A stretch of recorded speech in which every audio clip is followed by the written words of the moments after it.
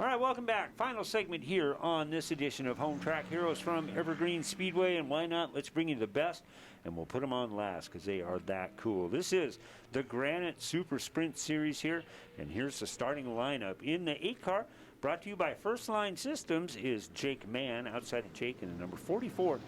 Sponsored by Fleet Service is Todd Coleman. Evan Margison in the 57 car outside of Evan. In the 95 is Reese Getz. In the number 91 car, sponsored by First Line Systems, Inc., is Chase Getz. And in the number 41 is Chance Crumb.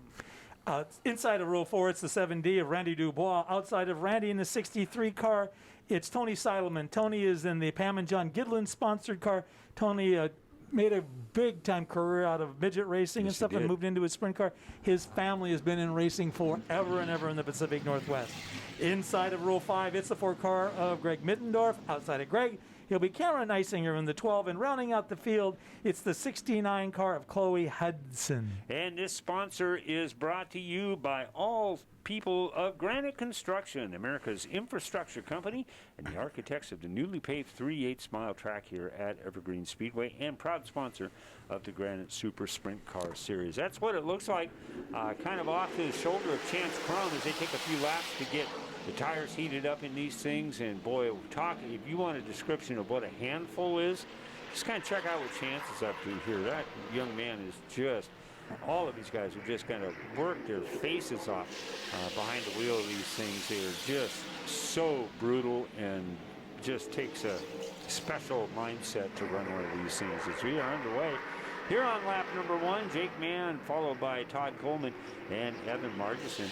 And you know, one thing that I'm glad you brought up about Tony Seidelman. With just a phenomenal career running WMRA over the years, the Focus Midgets. A lot of these guys have run in those open wheel midget cars, both on dirt and on pavement as well. The Getzes have, I know that Chance Crumb and Steve, you'll see him on Friday night at Deming in maybe a 600 or 1200 mini sprint. Then they go down to Skagit Speedway. They'll be in a 360 or a sportsman car.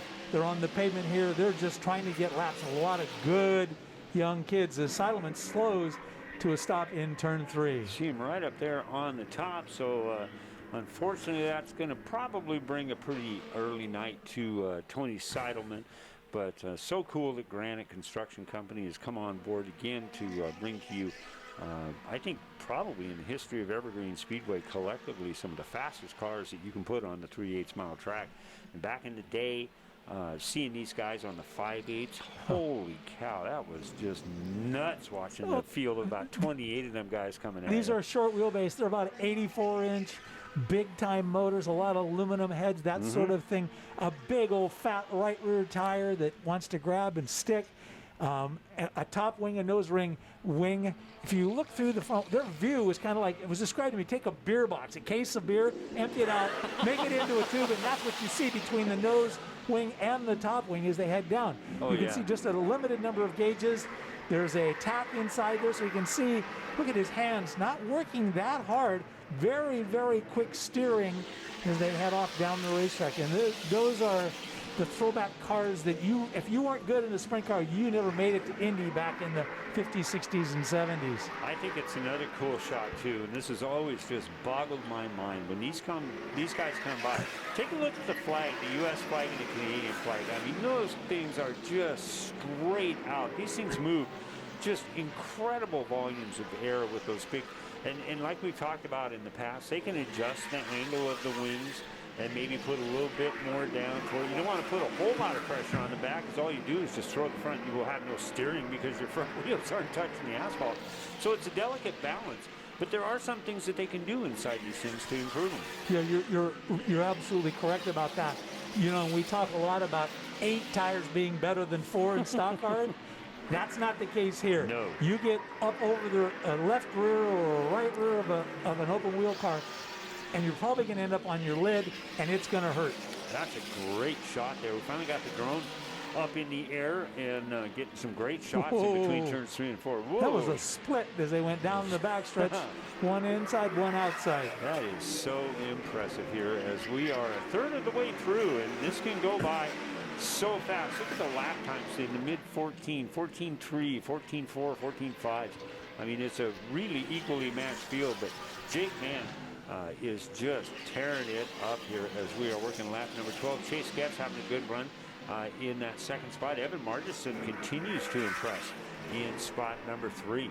Margison, a multi-time WMRA midget champion, also won the sprint car championship down at Grays Harbor. He built his own mini sprint that he runs and wins in. He's won in a Focus midget on dirt this year.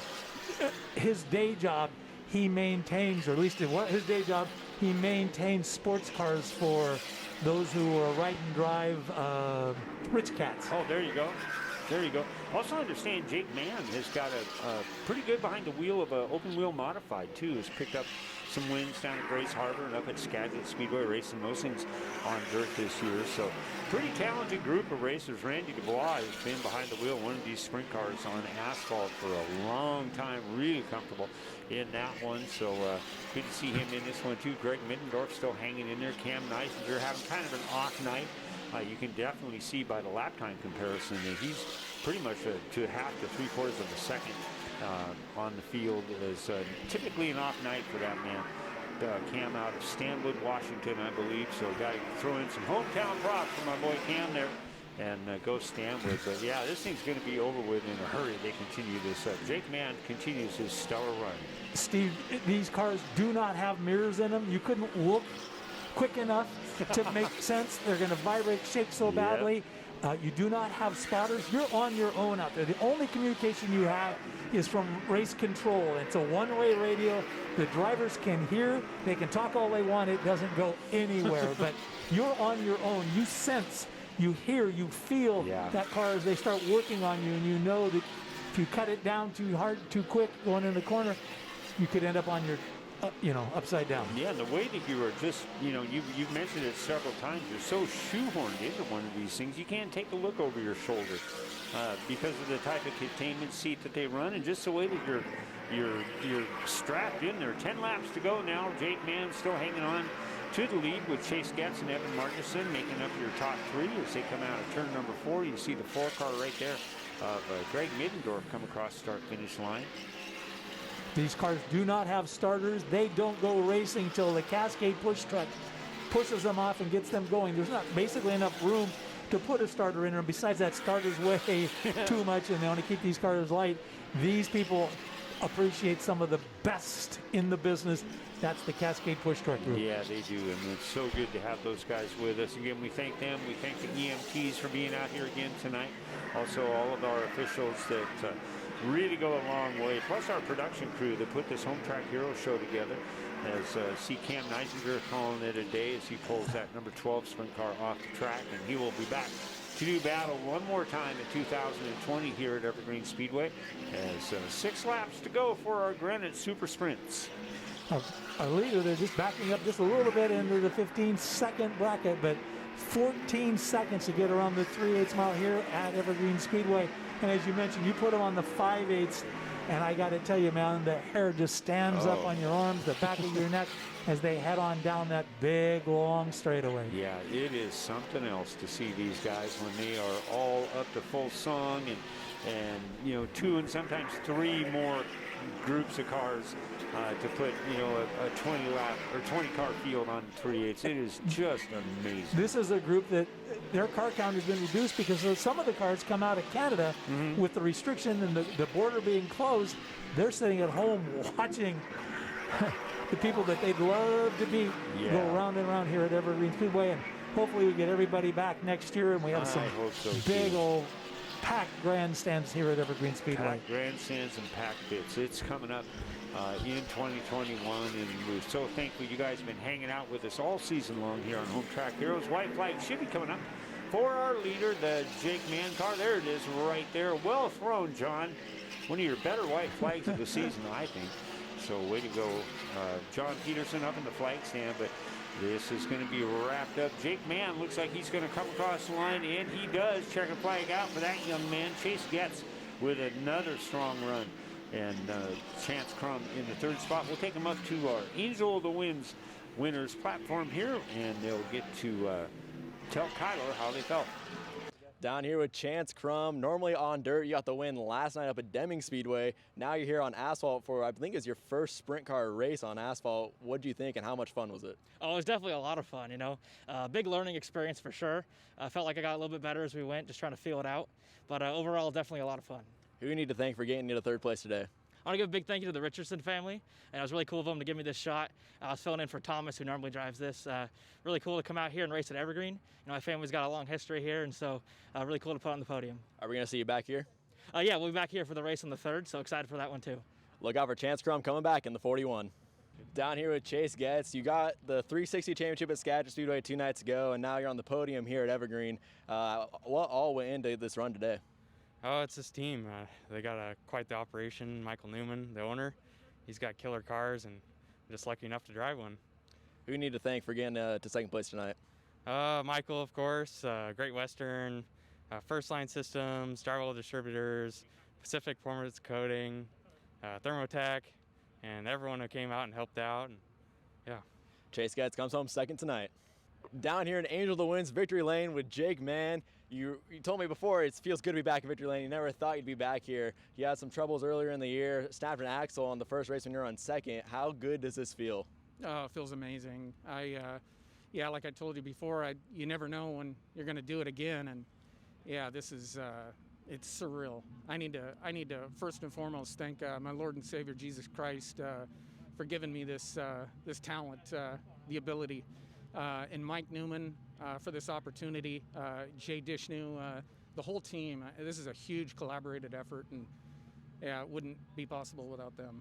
It was a pretty slick track, a little bit of moisture on the ground, not typical for what you want on these big slick tires. How tricky was today? You know, it wasn't bad until somebody dropped a left front over there in turn 2, and that became a little ice skating rink there, so you really had to backpedal it. It was tricky. Who else do you need to thank for this win today? My honeybee. That's about it. Jake Mann, very happy underneath that mask. All right, Kyler, thank you very much for all your help tonight and all season long. Brandy Chavez, thank you as well. All right, like I mentioned earlier, we're going to be off next week, and but we'll be back in 2 weeks with night number 1 of our championship presentations to end up the 2020 season here at Evergreen Speedway. We will have our Granite Super Sprint cars with us. You just saw them here. Our Outlaw Figure 8s will be here for their championship night, the Buzz Inn Steakhouse Stinger 8s, our Northwest Motorsport Street Stocks Youth Hornets, and our Northwest Pro 4 trucks will have all their championships wrapped up, and looking forward to it. It's going to be fun. Well, you're right. You get down to the championship night tonight. Just made things tougher and tighter. It's going to be 2 long weeks for some people. They're going to be out in the garage twisting and turning and checking and rechecking because it's going to come down to probably just one more shot to be the 2020 champion. Congratulations to everybody who won a race tonight. As we close out, like always, you see our shot that we run of all the people that partner up with Evergreen Speedway, and we really appreciate them, everybody that sponsors the series. Thank you for all of your support here on Home Track Heroes. We'll see you in 2 weeks, championship nights here on Home Track Heroes. Thanks for watching Evergreen Speedway's Home Track Heroes on CW11. Join us next week for more great racing from Evergreen Speedway.